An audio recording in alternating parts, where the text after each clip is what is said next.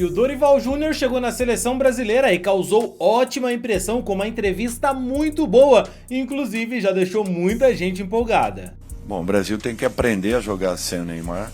Agora, a partir de hoje, eu torço para a seleção brasileira para ser campeão do mundo. Eu vou te mostrar aqui o que foi que o Dorival Júnior falou sobre o Neymar, sobre aquelas cutucadas que ele tomou na imprensa e muito mais. Mas antes, se você não é inscrito no canal, se inscreve agora para apoiar o nosso trabalho e receber mais vídeos como esse. Pois você sabia que dá para você transformar todo o conhecimento que você tem de futebol em dinheiro no seu bolso? É verdade, pô. Se você manja muito de bola, sempre sabe quem vai ganhar, quem vai perder, quem vai fazer gol, quem é que vai ser campeão. Cara, transforma esse conhecimento em dinheiro no seu bolso. Se cadastra agora lá na 1xBet, porque assim você ganha 100% de bônus no primeiro depósito, beleza? Então corre lá agora, o link tá na descrição e no primeiro comentário. E ó, a 1xBet tem as melhores odds do mercado, hein? Então não adianta ir pra outro lugar. Se quer ganhar, é na 1xBet, beleza? O Dorival se mostrou muito emocionado por ser escolhido como treinador da seleção e falou a dificuldade que ele passou nesses últimos anos até conseguir chegar ao seu auge, que é a seleção. Bom, boa tarde a todos.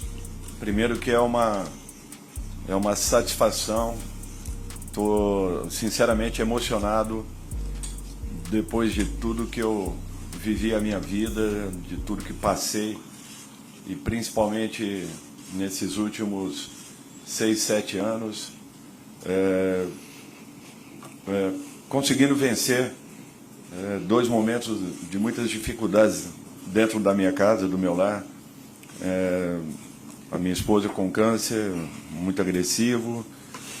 Logo em seguida também fui diagnosticado e isso serviu para que eu me fortalecesse ainda mais e pudesse repensar em alguns pontos da minha carreira.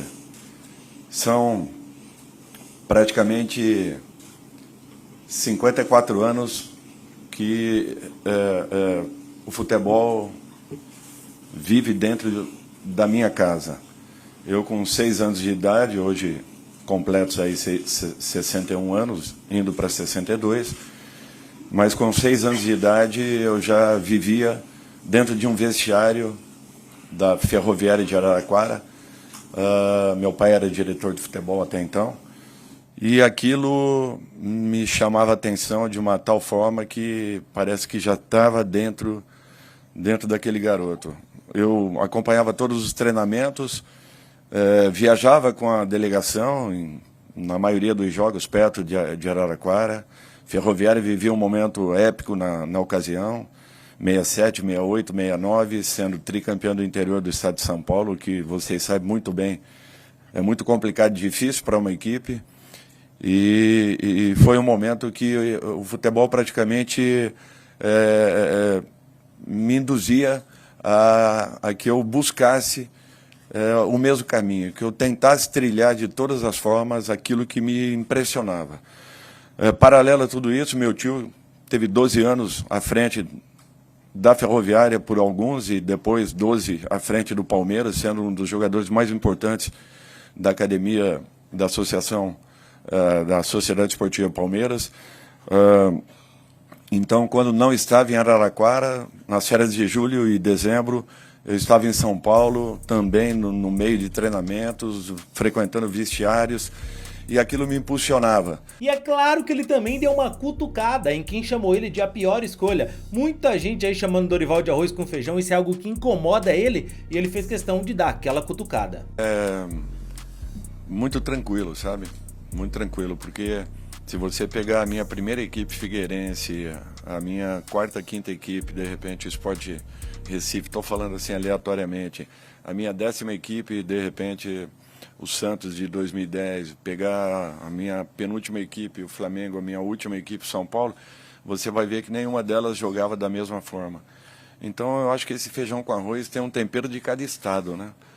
Em cada estado você acrescenta alguma coisinha. E para mim, eu acho que sempre foi um desafio, porque eu vivenciei os dois lados, né?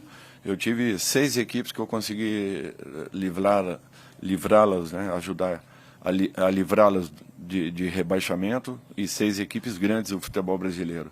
E talvez com essas mesmas equipes eu acabei chegando em decisões de competições.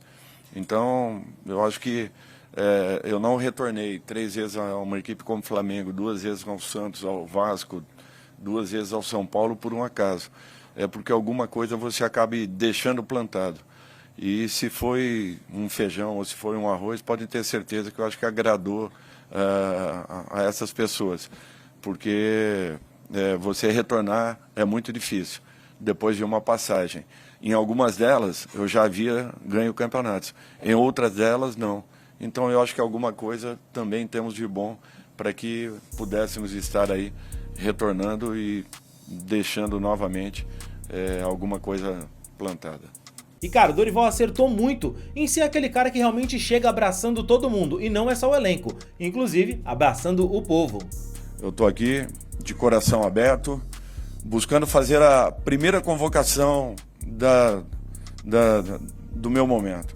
É justamente o torcedor brasileiro, que ele passe a viver um pouco mais a sua seleção, que ele acredite um pouco mais na sua seleção. É natural que seja uma obrigação de todos nós que aqui estamos, fazermos o nosso melhor para que possamos entregar ao torcedor uma seleção confiável, uma seleção que volte a passar credibilidade a todos nós. Então, eu peço de coração que o torcedor volte a participar do dia a dia da nossa seleção, que vivencie a nossa seleção como sempre foi. E, num segundo momento, também tão importante quanto, eu convoco a cada um dos senhores, a cada um de todos os profissionais que fazem parte do futebol, que estejam envolvidos de alguma forma com o futebol. O futebol brasileiro precisa de cada um de vocês.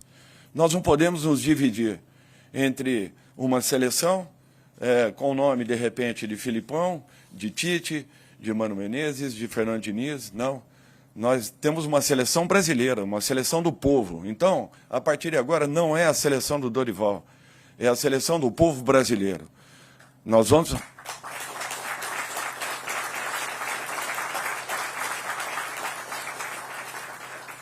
Nós vamos tentar trabalhar nesse sentido. E que eu espero que cada um de vocês nos ajude, nos auxilie nesse momento. É um momento difícil, porque estamos passando, sim, mas nada que seja impossível de revertermos rapidamente.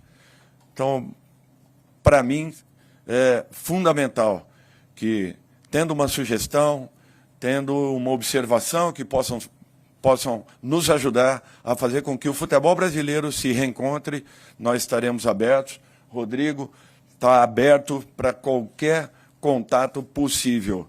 Eu conto com todos vocês para que o futebol brasileiro volte a vivenciar um grande momento. E cada um de vocês será importante para que tudo isso aconteça.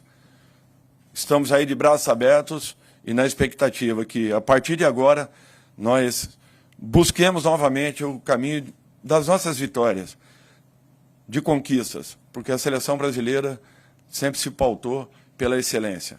E nós não podemos deixar que as coisas aconteçam de uma maneira natural. Não tem culpados, não tem interferências que tenham acontecido, não tem nada disso. O que nós precisamos a partir de agora é buscarmos soluções. E eu espero que cada um de vocês nos ajudem à busca de soluções. Mas ele também lembrou que os atletas têm que começar a reconhecer o peso da camisa da seleção brasileira. Tem que lembrar o que é que eles estão representando. Eu acho que não é nem uma mudança de nomes, o que vem acontecendo de uma maneira gradativa em relação à seleção que jogamos a última Copa para este momento.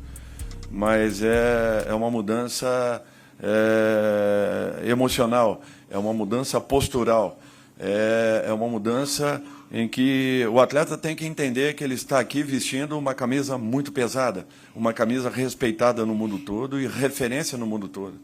Nós temos que ter essa consciência. Se nesse instante nós não estamos numa posição adequada em relação à nossa classificação para mais uma Copa do Mundo, podem ter certeza que nós vamos tentar o máximo para que revertamos rapidamente tudo isso, que busquemos os nossos caminhos, que encontremos o caminho que a seleção brasileira sempre apresentou.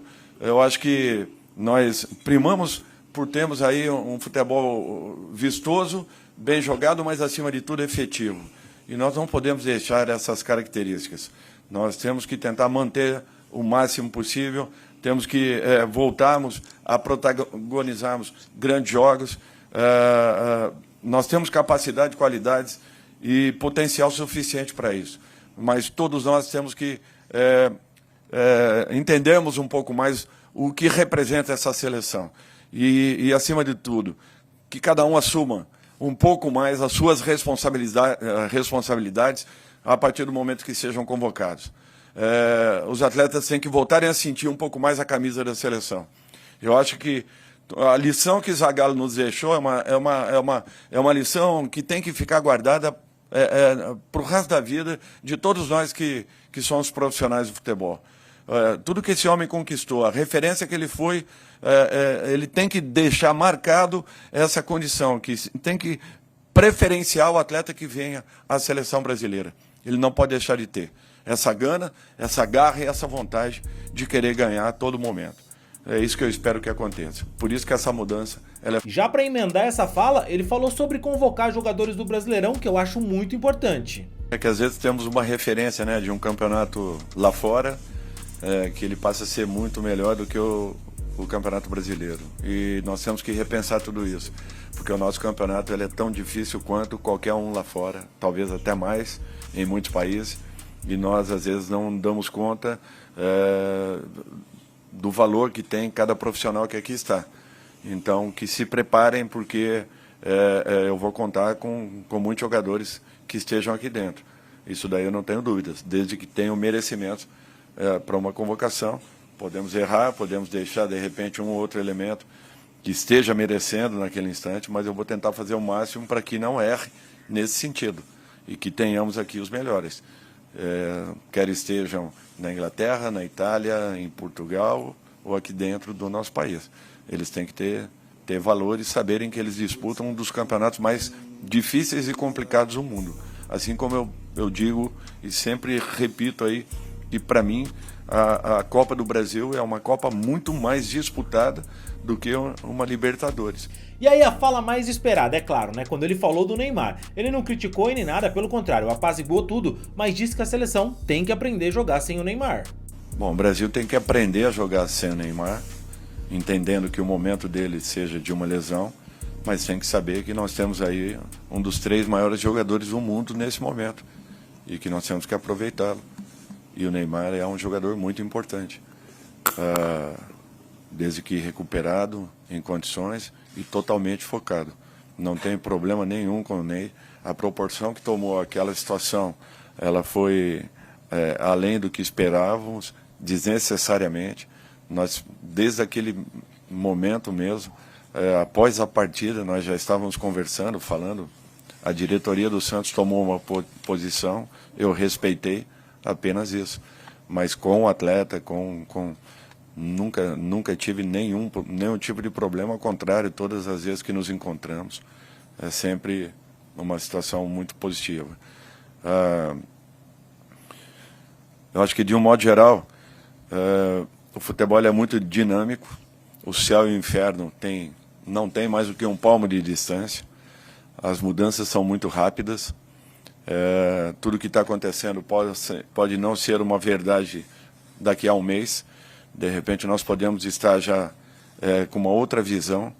O importante é que nós foquemos um pouco mais, nos preparemos um pouco mais, que estejamos muito mais determinados, atentos a tudo que esteja acontecendo. Eu falo isso já imaginando uma pré-convocação, que esses jogadores venham para cá com uma outra mentalidade.